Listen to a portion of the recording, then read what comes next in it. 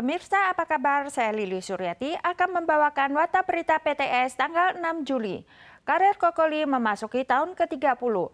Tak disangka kemarin dikabarkan meninggal. Kakaknya membenarkan bahwa Kokoli telah menderita depresi bertahun-tahun dan bunuh diri di rumah pada 2 Juli. Ia meninggal dalam usia 48 tahun walaupun berusaha diselamatkan. Kokoli selalu memancarkan semangat dan aura positif di depan layar dengan rentang vokal yang memukau dan lagu hitsnya. Ia mulai meniti karirnya tahun 1994 dengan peluncuran lagu I'm Still Your Lover pada album perdananya. Dengan nuansa vokal kebaratan, ia berhasil melejit dalam kancah musik Tionghoa.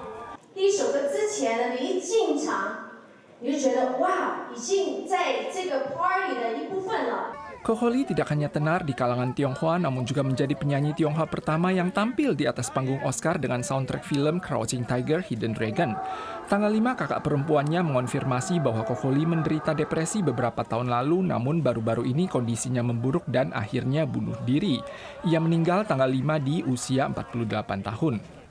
Kokoli lahir di Hong Kong dan bermigrasi ke Amerika pada usia 9 tahun. Ia meniti karir kondangnya di Taiwan tahun 1994. Tarian dinamis saat bernyanyi serta senyuman yang khas telah mengukuhkan statusnya di kancah musik internasional. But knowing that we gave them a brief moment of happiness because we care. I wish more people could be like us and really care for them. Berita kematian Kokoli membuat industri musik dan penggemar pun diliputi oleh rasa duka. Perusahaan Warner Bros. Beijing juga mengeluarkan pernyataan bahwa meskipun Koko telah tiada, semoga kasih dan auranya selalu menyertai kita semua. Wabah DBD di daerah selatan Taiwan terus meluas. Selain 8 kasus di daerah sentral Kabupaten Yunlin, di kota Tainan mencapai 190 kasus lokal. Di antaranya, banyak kasus yang sumbernya tidak jelas di distrik Yongkang. Detasemen Kimia Tentara Nasional dan Unit Pencegahan Epidemi Kota Tainan datang ke distrik Yongkang tanggal 6 pagi untuk melakukan disinfeksi. Tanggal 5, Kota Tainan bertambah 13 kasus lokal, total 190 kasus. Selain dampak terparah di distrik Rente, distrik Timur, epidemi juga meluas mencapai 7 distrik. Selain Tainan, Kaohsiung juga bertambah 1 kasus, Yunlin 8 kasus. Masing-masing Pemda juga melakukan disinfeksi untuk mengurangi penyebaran.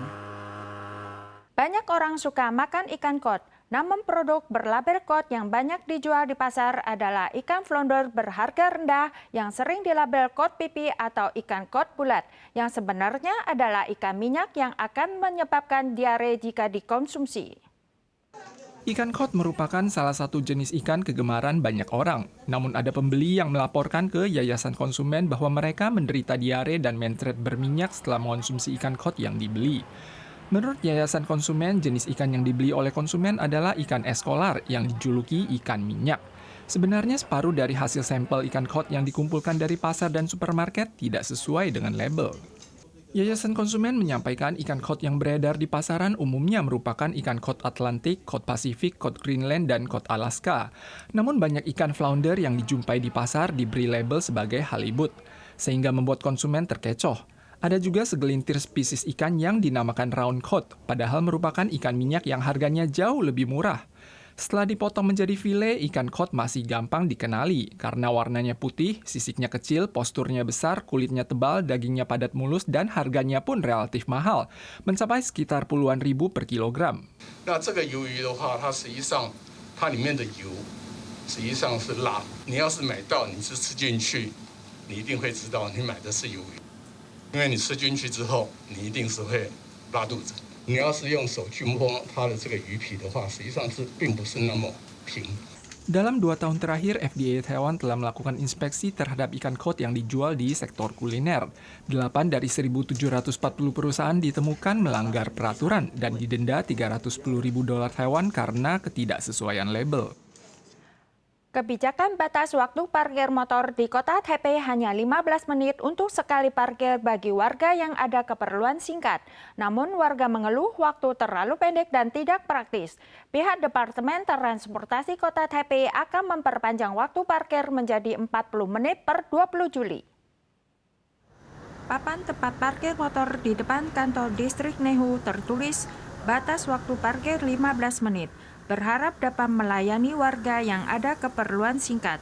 Namun kebijakan yang telah berlaku 4 tahun dikritik warga tidak praktis karena tidak cukup untuk singgah ke bank dan lembaga pemerintah. Bahkan jika melebihi batas waktu akan didenda 600 sampai 1.200 dolar Taiwan. Di seluruh kota Taipei termasuk pasar malam Shilin, total ada 233 tempat parkir berbatas waktu 15 menit. Mulai 20 Juli akan diubah menjadi gratis untuk 20 menit pertama dan untuk menit ke-20 hingga 40 dikenakan biaya 20 dolar Taiwan, maksimal 40 menit. Namun jika melewati batas waktu 40 menit tetap akan didenda. Beberapa hari ini suhu Taiwan sangat panas. Karena pengaruh El Nino, banyak negara mengalami suhu panas ekstrim. Pusat Perakiraan Lingkungan Nasional di Amerika mengatakan pada 3 Juli suhu global mencapai 17,01 derajat Celcius, catat rekor tertinggi dalam sejarah. Pusat Perakiraan Lingkungan Nasional Amerika mengumumkan suhu rata-rata global mencapai 17,01 derajat Celcius, memecahkan rekor tahun 2016. Walau saat ini sedang musim dingin di Antartika, stasiun penelitian Kutub Selatan Ukraina di Kepulauan Argentina masih mengukur suhu yang sangat tinggi, yakni 8,7 derajat Celcius, tertinggi yang tercatat pada bulan Juli. Gelombang udara panas kerap melanda dunia dewasa ini. Kawasan barat daya Amerika telah diselimuti suhu tinggi selama beberapa minggu akibat dampak efek kubah panas. Suhu di kota Phoenix, Arizona sempat menembus 46 derajat Celcius dan Texas Selatan juga mencapai 48 derajat Celcius. Kawasan Mediterania dilanda gelombang udara panas pada bulan April dan suhu di Afrika Utara mendekati 50 derajat Celcius. Sementara Tiongkok terus menghadapi cuaca panas hingga 35 derajat Celcius. Banyak warga di distrik Uttar Pradesh, India yang mati kepanasan karena tak mampu bertahan di bawah suhu membara hingga 45 derajat Celcius. Pakar menyampaikan Samudra Pasifik saat ini sedang mengalami fenomena El Nino yang akan terus berkembang pada paruh kedua tahun ini. Dan bumi berpotensi menghadapi beberapa tahun terpanas dalam sejarah pada 5 tahun mendatang. Para pemirsa sekalian, sekian Warta Berita PTS. Selanjutnya mari kita saksikan pemandangan di Hanoi, Vietnam. Kita soal lagi di lain kesempatan, tentu saja dalam waktu dan acara yang sama. Sampai jumpa.